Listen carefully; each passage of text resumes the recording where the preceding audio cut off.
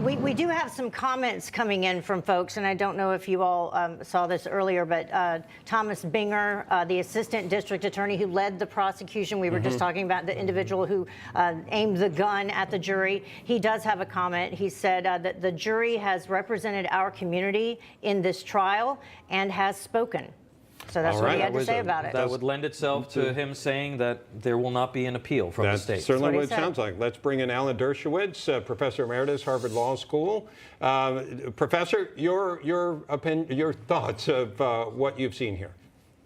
Well, it was the right verdict. I think many people thought it was the right verdict, except people who watched CNN.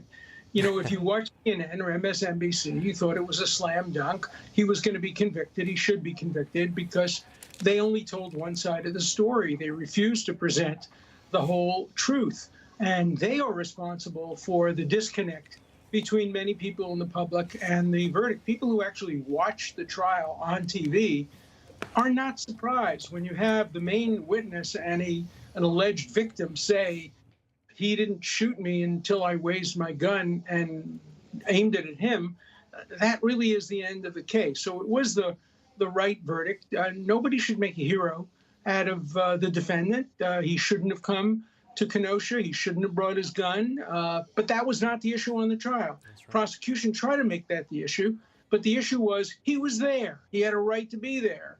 And was his life in danger? Was his welfare in danger when people came at him with fists and skateboards and aiming a gun? And the answer to that seems clear, particularly when you have the burden of proof on the prosecution to prove the absence of self-defense. So it was the right verdict, and it's the American system of justice working properly. Professor, can I read this to you, because these comments are starting to come in from folks, and you know the prosecutor in the case or the assistant DA seems to accept the verdict. But listen to what Mayor Bill de Blasio has posted, because I know we all want to know what he's saying. But the outgoing mayor of New York? Of New York. Listen, he says, Anthony Huber and Joseph Rosenbaum are victims. They should be alive today. The only reason they're not is because a violent, dangerous man chose to take a gun across state lines and start shooting people. To call this a miscarriage of justice is an understatement. That from Mayor Bill de Blasio. I don't know. I don't know if the professor is still there. Certainly, we could go to Thane. Okay, go ahead. Go ahead, sir. The facts wrong. He stated categorically, and he ought to apologize, that the defendant carried the gun across state lines. The evidence showed the exact opposite, that the gun was bought for him by a friend. It was in Kenosha, and he came and picked it up. So he's wrong about that.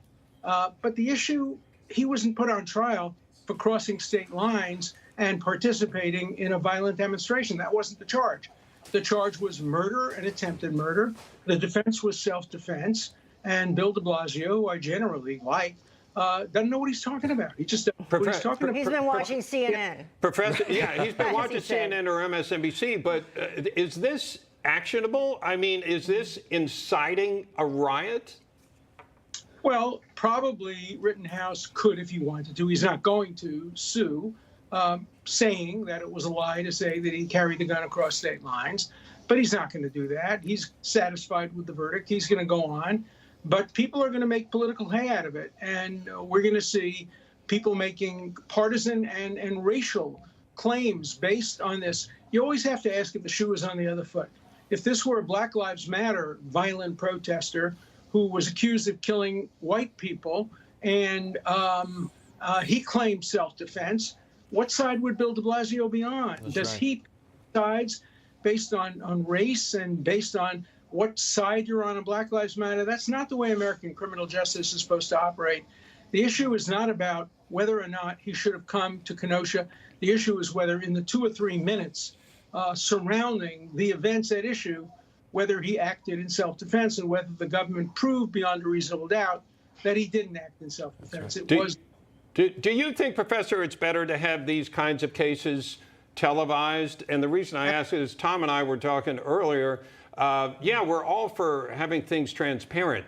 However, when they're misrepresented, or you just get little bits and pieces and they're interpreted in a misleading way, which leads to a mayor saying something he clearly either didn't watch. Right. He has political aspirations. I mean, let's not kid ourselves. He's playing to a particular crowd. Even the judge in this case said that he would second guess televising a trial in the future. Right. Yeah, so what are your thoughts on that?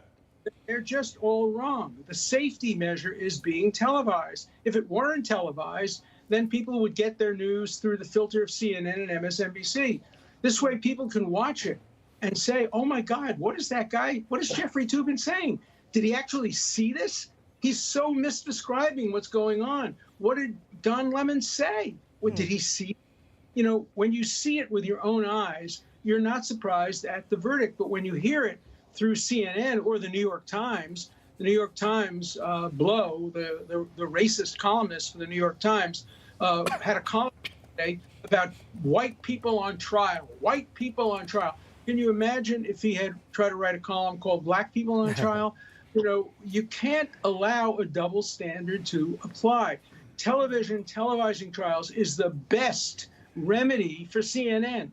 You can't fake. Well, no, CNN can fake it. You know, CNN is being sued by me for $300 million because they faked a videotape of me defending the president. They eliminated the statement that I said a president can't commit crimes, and they then told their audience that I think a president can commit crimes, can murder his opponent, can do all those kinds of things. So CNN can even distort videos, but it's much harder to do when you actually see it live. One of the first things I saw misrepresented, I felt, was the representation of when he was on the witness stand, Rittenhouse, and he lost it when he was describing the first shooting. Right. And I heard it described on the liberal media as he was faking. Now, this gentleman was just found not guilty of all 5 counts, and he collapsed. He was clearly emotionally overtaken. Was that for the cameras? No. It was the same kind of emotion that he had when he first described the shooting. Yeah. Can you imagine Don Lemon saying about a black person, he would never do it, but imagine him saying about a black person who had just been traumatized, oh my God, it's fake. Don't believe it. It's crocodile tears. It's white privilege. I mean, there is so much racism today on the air that's justified as long as it's racism one way. Right. And you always have to ask yourself, what would be the reaction if the shoe were on the other foot? And Don Lemon and CNN and MSNBC just don't pass that test. And if there is violence and if there are violent reactions, it will be the fault of CNN and MSNBC for distorting the reality and not telling their viewers what really went on in that courtroom. Yeah. Do you think that this shows that perhaps the influence of the social media vigilantes that, you know, all of a sudden jump into trials like this and start spreading misinformation? We had that going on here. We also were told that the jury could hear the protesters from outside the courthouse. They could hear what was going on. And then we had a reporter or a freelancer from MSNBC actually follow the jury when they left the courthouse. Do you think that this is an indication that our justice system is still working and that the jury is not going to be influenced either in this case or future ones by all of the distractions that go on? Well, let's wait and see what happens in Georgia. In Georgia, you have hundreds of ministers praying to God for a conviction. Again, shoe on the other foot. 1920, white ministers praying for the conviction of a black defendant who is accused of killing a white person. None of us would. You just watched Newsmax TV, America's fastest growing cable news channel, now in more than 70 million homes. You can get Newsmax TV on your cable system or check your cable guide.